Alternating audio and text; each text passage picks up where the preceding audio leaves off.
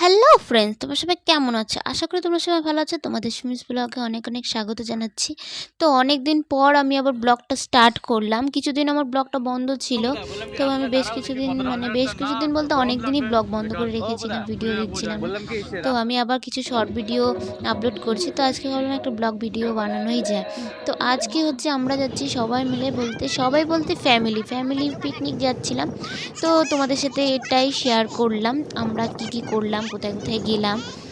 তো এখানে হচ্ছে আমরা গাড়িতে রওনা হয়ে গেছি। তো তোমরা দেখতেই পাচ্ছ এত সুন্দর জায়গা, মানে কি বলবো, গায়ে এত রোদ লাগছে, বাট চারিদিকে এত কুয়াশা, কিচ্ছু দেখা যাচ্ছিল না। মানে কিছুই ভালো মতন দেখতে পাচ্ছিলাম, তাও ভালো একটু বোঝা যাচ্ছে কিনা ভিডিওতে তাও বুঝতে পারছি না। আমরা তো কিচ্ছু ভালো করে বুঝতে পারছিলাম না। যত সামনে যাচ্ছিলাম তারপরে একটু একটু হালকা হালকা বোঝা যাচ্ছিলো, বাস দূরে থেকে কিচ্ছুই বোঝা যাচ্ছিল না। তো ভালোই লাগলো জায়গাটা, বেশ মানে ঠান্ডা ঠান্ডা গরম গরমই ছিল।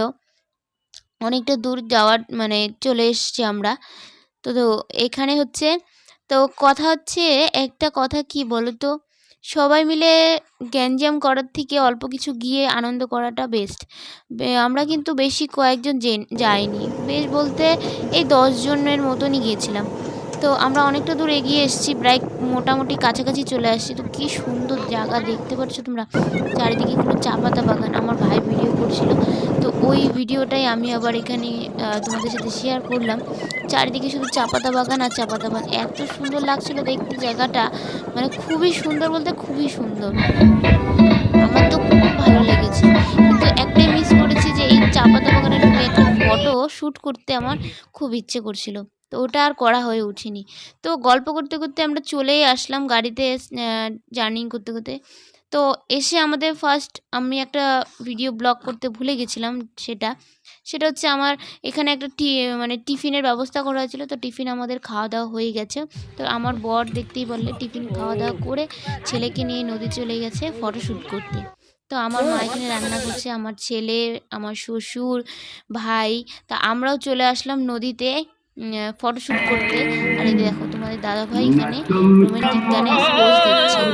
কি বলবো, নদীতে দাঁড়ায় দাঁড়ায়, নদীর জল যা ঠান্ডা ছিল, তা আমার গলা শুনে বুঝতে পারছো খুব ঠান্ডা লেগে গেছে আমারও, আমার ছেলেরও প্রচণ্ড ঠান্ডা লেগে গেছে। তো আমাদের খাওয়া দাওয়া মোটামুটি কমপ্লিট করলাম আমরা। খাওয়া দাওয়া কমপ্লিট করে বেশি কিছু আইটেম ছিল না। তো মোটামুটি খাওয়া দাওয়া কমপ্লিট করে তো আমরা এখন চলে আসলাম ভেতর দিকে, একটা গুহার মতন ছিল যা পাহাড়ের ভেতর দিয়ে রাস্তা করা হয়েছে, তো সেটাই আমরা দেখতে চলে আসলাম। তো বেশি দূর যেতে পারিনি যেহেতু সন্ধ্যা হয়ে আসছিল। তো বললো এখানে, বললো বেশ জীবজন্তু মানে হাতি টাতি বের হয়, তো সেই ভয়ে আমরা বেশি দূর যেতে পারিনি। কিছুটা দূর গিয়ে একটু ফটো শ্যুট করে চলে আসলাম। তো তোমাদের দাদাভাই এখানে দাঁড়ায় দাঁড়ায় কি বলবো, মানে ডায়লগ দিচ্ছিল আর কি, সোনা পাওয়া যায়, এই পাওয়া যায়, ওটাই আর কি করছিল। তো আমরা ওইটা মানে করতে করতে চলে আসলাম, বেশি দূর যেতে পারিনি। আর বেশি দূর যাওয়া মানে ঠিক না, কেন কিনা ছোটো ছোটো দুটো বাচ্চা নিয়ে গেছিলাম, তো আমরা বড় মানুষ গেলে কোনো ব্যাপার না। আর ছোটো বাচ্চা যেহেতু ছিল তার জন্য আর বেশি দূর যেতে পারিনি, যেহেতু উপর দিয়ে যদি কোনো পোকামাকড় নামে। তো আমার শ্বশুর আবার বলতেছিল না যেতে হবে না তোমাকে, তাও আমার ছোটো ছেলেটাকে একটু নিয়ে ভেতর অল্প একটু গিয়ে ঘুরে চলে আসছি। তো বেরিয়ে এসে আমরা একটু উপর দিকে পাহাড়ের দিকে উঠছিলাম। তো এই জায়গাটা খুব সুন্দর লাগলো, কি এখানে দাঁড়িয়ে সবাই ফটো শ্যুট করলো, ভাই, বাবা, মা, আমরা, তোমাদের দাদা ভাই, আমার বড় ছেলে, সবাই ফটোটা শ্যুট করে এখানে দেখলাম। তো এই দেখো আমরাও ফটোশ্যুট করলাম। তো এই গল্প গুজব খাওয়া দাওয়া করে আমরা রওনা হই। Bye bye. কত কিলোমিটার? 482। প্লিজ চ্যানেলটা একটু সাবস্ক্রাইব করে দিও সবাই।